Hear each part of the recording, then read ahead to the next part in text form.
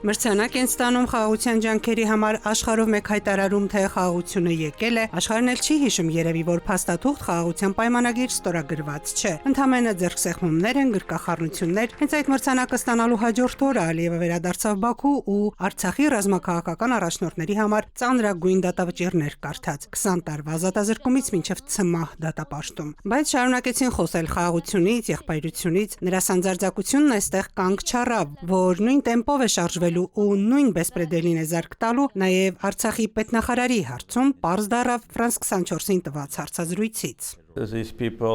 Այդ մարդիկ լուրջ հանցանքներ են կատարել մարդկության դեմ։ Պատկերացրեք երկրորդ համաշխարհային պատերազմի ավարտին Նյուրնբերգյան դատավարությունից 2 ամիս անց ոմանք գային եւ ասեին. «Խնդրում ենք ազատ արձակել մահվան դատապարտված նացիստ առաջնորդներին»։ Դա նույն բանն է, նույնիսկ ավելի վատ։ Նրանց հանցանքները ավելի ծանր են, քան այն, ինչ արել են նացիստները երկրորդ համաշխարհային պատերազմի ժամանակ։ Այստեղ ըստ էության չզսպելով ցինիզմը ու նացիստների հետ զուգահեռ տանելով, նա անոնսում էր, որ Ռուբեն Վարդանյանի ծանր 20 տարվա ազատազրկման դատավճիռն էլ անխուսափելի է։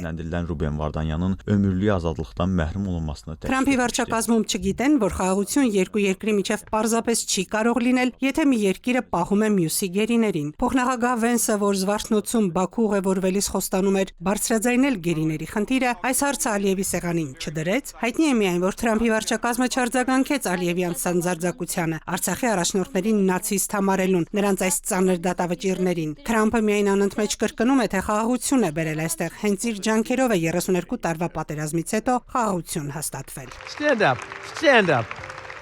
Look at that.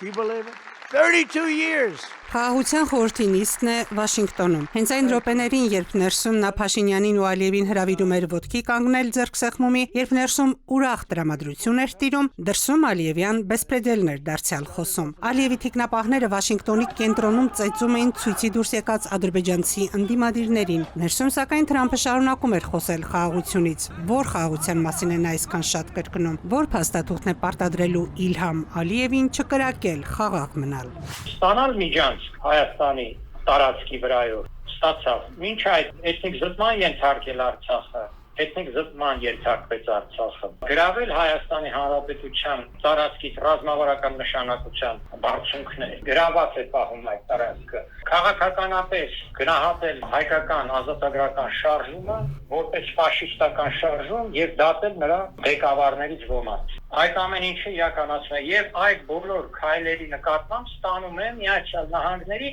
ամբողջական 100%-անոց աջակցությունը։ Մասնագետը հիշում է, որ Թրամփի ընտրվելիս լուրեր էին ակտիվ շրջանառվում, թե Թրամփն ու Ալիևը ընկերներ են։ Հիշում է, բայց չի հավատում։ Ընկեր չեն, Թրամփը Ալիևին էլ է դիտում որպես իր վասալ, բայց մեզ դիտում է որպես Ալիևի վասալ։ Բայց վասալել կա վասալել։ Եթե դու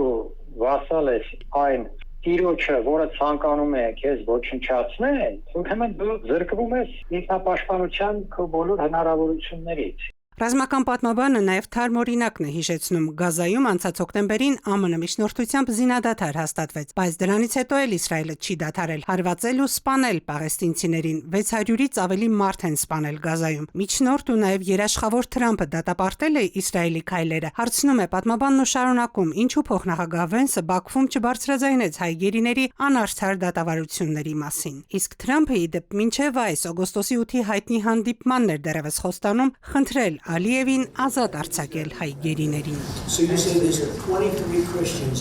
Ասում եք, որ 23 քրիստոնյա հայեր կան, ես պատրաստ եմ խնդրել, որ դա անեն, կարծում եմ հանունից կանեն դա, սա կարևոր է, չէ՞։ Այո, գլխով է անում հաստատում Փաշինյանը, բայց այս զրույցից հետո միայն Բաքվի դատական մուրճն է աշխատել, երբ կխնդրի Թրամփը Ալիևին։ Սիրան Շմուրադյան, ժամը լրատվական։